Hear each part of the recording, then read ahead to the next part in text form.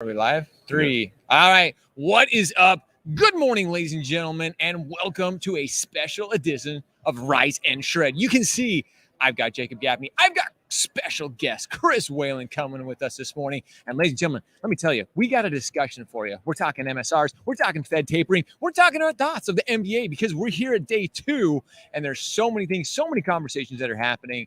You're not going to want to miss it. Ladies and gentlemen, are you ready? Are you ready? It is time to rise and shred. Maybe not. We're looking at our producer, and he is saying that something is not up. So we're going to go right into it. We're not even going to do our intro because here we're live. This is what we do. We're going to roll right into it. Let's roll with it. So, I mean, there's a lot, Jacob. First off, I want to start with this because we're going to get into MSRs, the bullishness of that and that. But what are your thoughts so far on MBA being here, day 2 now? What was your thoughts the first day? It's been really interesting to see people again for a long time. We didn't get a chance to meet. I wonder how it's going for everyone else. It feels like there's a lot less of the panel discussions, the importance of the panel discussion. Seems there's a lot more emphasis on meeting and greeting and hanging out and being together. And whether or not that's going to make for a good, useful conference, I mean, you guys say it's going good for you guys, right? So that works. So Chris, what about you? Well, I think Jacob's absolutely right. We're making up for lost time. There's an awful lot of people who needed to get face-to-face to talk about business. And I think it just shows you how strong the market remains right now. People are fighting harder and harder for loans because volumes are falling. The MBA has predicted that. Yep. And so, I think it's a good time still. But, let's face it, the wholesale channel's at break even right now. Retail is more and more painful for people because it's expensive. Yep. And the call center is driving, I think, a lot of the interest because people want refis. They're looking for that last loan that they can refinance. Well, because it was such a banner year in 2020. People, we saw volumes, we saw lenders, we saw originators just happy and fat and happy. And so, but we're going to start to see that, that's what I'm excited to get in this discussion this morning in regards to the bullish MSR. So let's kind of talk, because you really, when it comes to that, Chris, you really just have this expertise and knowledge. You're part of these discussions. So I want to, before we get into craziness of it, define MSR. I mean, just for all of our kind of breaking this down, for those who don't know what an MSR is, break it down for us real quick.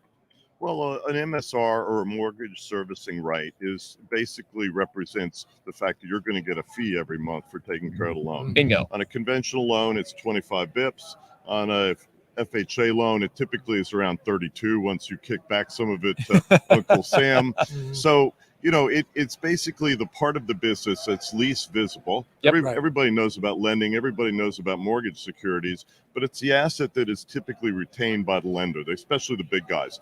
Now, probably 85% of all mortgage companies in the U.S. sell their servicing. They have to. They need the cash. Yeah, of course. And especially now, you're starting to see a lot of issuers who managed to retain some assets last year sell because the prices are so good.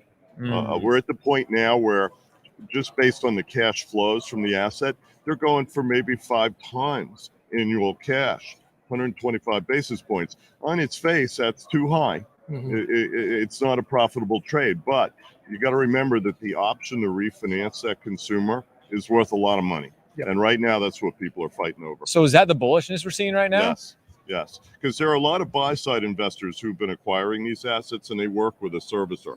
But you're also starting to see some of the bigger players who have good call centers come back and pay up for those assets because they want to try and refinance them. Right. They're going to go through every one of those loans and contact the borrower. Well, that's what, and we've heard a lot about this. Jacob and I talked about it yesterday on Rise and Shred. We're starting to see some of these bigger banks start to pull out. I mean, how does this affect them? Oh, no, the banks are in there. The banks are buying. I heard yesterday the from MSRs. a major player that but Chase they're pulling has out of been the buying. origination side. So we're seeing the shift. I wouldn't say they're pulling out. They don't care about the bottom third of the consumer market in terms of credit. Interesting. Okay? They care about the affluent borrower in the Fannie Freddie market, not FHA. They don't care about FHA at all. And they're not coming back. I can't tell you how many people ask me about that. They're not coming back. Why is that, Chris? There's just too much perceived risk. And also banks are not good at servicing Ginnie Mae securities. That's a non-bank business. And it's a good partnership. The banks fund it. The non-banks take care of it. And I think that's the way it is for the future. That's an interesting take. Jacob, what do you, when it comes to this, I mean, again, we share a lot in Rise and Shred. We're discussing this from the talk around the NBA, but this is definitely something you've heard of too right now. Well, I think there's a couple of things there that there are concerns about. One, and Chris will correct me if I'm wrong. In the MSR market, the risk is when the loan goes into delinquency and Sure. it's not paid. It's hard to advance cash when you're not getting it from the borrower. So I think that's where the perceived risk comes in. I think that there's a wholesale failure of the lending market to reach these people who need it the most. It's Sure. again where we're offering credit where credit is needed the least. And so there's a larger, broader kind of political discussion there that we can't get into today. Well, and the Biden but- administration is trying to address that. Mhm. But the bottom line is that loan to a low FICO borrower, even if they put 20% down, is going to get inferior execution when you try and sell it. And what if the government today is telling you to do that loan when the government in 4 years from now is going to call you a predatory lender for doing that loan? I Yeah, mean, I well, think, you not know- only that, but remember, we're migrating people Mhm. from FHA over to Fannie and Freddie because home prices have gone up. Right. So there is a future problem there for the industry if Fannie and Freddie start looking at those loans that are currently being refied out of FHA Exactly. into a GSE loan, and then they'll come back to you and say, oh, well, you didn't make sure the employer was still existent before you Mhm. closed the loan or whatever. So being a future problem, I'm glad you bring that up, Chris. How do we start addressing, like, is it something that's not being discussed? Is it something that we should be looking into more? Well, as we say on Wall Street, the 2 is often more important than the 20, okay? And the last thing that managers do is give you a heads up for medium to long-term risk. They're about today. Mhm. And so people in the industry today are trying to make hay as much as they can because That's they know volumes are going to fall. They're not worried about tomorrow. You know, the mortgage industry is about taking from Peter to pay Paul. Sure. So you see, you know, default expenses going up. You see, you know, a cash need to go out and do loss mitigation. Yep. They might try and make more loans. Yeah. To just stay ahead of the shark, if you will. Or maybe it's an angry grizzly bear, but whatever it is. We'll think of the right metaphor. No, I this say is we'll an figure it out. industry that works on very tight working capital. Right. They're not banks. Well, that's something that's really interesting. You bring that up. They're not banks because sometimes being in the MBA, you know, you brought up a point, kind of even defining what is a banker in itself. Like, what is a mortgage banker? This conference has changed a lot in the 10 years that I've been going to it. It's seen a lot. We've seen protesters break in. We've seen several top CEOs change hands. We've seen the CEOs du jour of Fannie and Freddie give talks about basically what we know they're doing anyway. So it's been very interesting to see. But what I like to hear more and more about is when people like Chris have those one-on-ones, those Sure. high-level discussions. And Chris, I know you've been talking to some powerful people in the industry, the ones who don't speak on the panels, the ones who don't walk around the floor. Tell me Right. about how those conversations are going. Well, I think overall, the big focus going into next year is expense management. The people they hired last year to take care of the big surge in volumes are now having to trim, which is always a very painful process for the industry because you want to keep them. If you hire a bunch of good loan underwriters, you want to keep them, Sure. but they're a high cost item. So I think expense management is probably number one. And they're still waiting to see what Ginnie Mae does with the new eligibility requirements, which could be a big problem in the industry. And there's some other issues coming down the road. It was interesting that FHFA just said that they're not going to revisit the capital requirements Yeah. for issuers until at least next year. So that was good. Yeah. But I think overall, people have taken a deep breath, Jacob. I don't know if you agree, in terms of not having to worry about the unexpected that we used to get from Director Calabria. I think under Sandra Thompson, you're going to have a much more measured and predictable process where you know what she's going to do. You know, she's a very professional lady. She's been in finance for her whole career.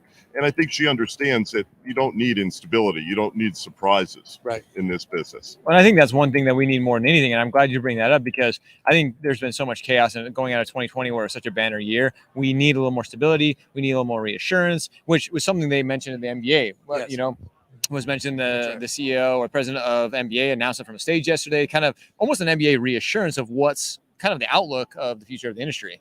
Well, you know, an interesting COVID point, the folks from the FHFA and the GSEs came. The folks from HUD didn't come. Oh, They have a travel ban. interesting. I was going to say, how does that play into it? Well, I guess we'll have to wait to see them. So Jacob does mention something. Chris, you are revered and respected as one of the people in our industry. You have so many incredible conversations. You have been at this for so long. You understand it. What else? What are these other conversations that you're having that's insightful for us that we should be sharing with the audience today? Well, I think the other big question in the back of everybody's mind is what is the Fed going to do? Sure. Are they, in fact, going to stop buying mortgage backs? They are going to continue to buy treasuries. Yep. So I Yeah. think I wouldn't worry so much about the 10-year treasury going to 3%, which I've heard people talk about. I was gonna say I've heard that. Oh, sure. But there was a lot of risk last quarter. The entire yield curve moved. And if you talk to people who run hedge desks and take care of the sales process for mortgage lenders, it was a tough month because they didn't expect it. We've been in a market where rates were down, they were staying down, the Fed had their hand on it, just holding it down. And I think in the new world, you're going to have private investors buying that volume, whether it's conventionals or govies. And you're going to have investors who are a little more sensitive to things like prepayments and defaults. Sure. The central banks don't care. They have to buy. Right. Even the banks, they have to buy this stuff for their treasury, right? Yep. So what we're really wondering is, will rates go up a lot if the Fed stops buying? My sense is no, because of the competitive issue. Ultimately, mortgage lenders set mortgage rates. Right. We can't do anything about the big market, and we can't do anything about how that affects, say, TBAs, the forward market for loans. But at the end of the day, the competitive pressure on this industry, I think, is going to be intense. We have way too much capacity. Oh, that's an interesting. I love that statement by Chris. There you go. I say there's some competitiveness going on. Is that good though for the market? Do you think that in the competitive nature that we are, is that good for the industry? It's nothing we could do about it. The volatility comes to us from the Fed. Mm-hmm. Okay. They are the ones who push rates down, and now rates are going to go up a bit. And then I think later they're going to go back down. I did that interview with Stan Middleman.